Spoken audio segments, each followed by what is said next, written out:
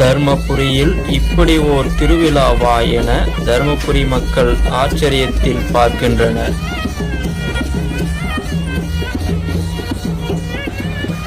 மலை கிராமமான ஏரிமலை அலகட்டு பகுதியில்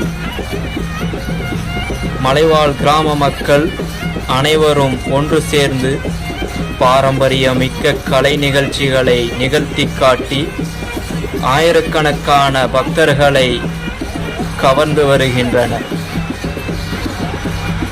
இந்த நிகழ்ச்சிகளை பார்க்க பக்கத்தில் இருக்கும் மலைக்கு அடிவாரத்தில் இருந்து பல கிராம மக்கள் அங்கே சென்று இரவு முழுவதும் கண்டு களிப்பது வழக்கம். பாரம்பரியமிக்க நடனங்கள்,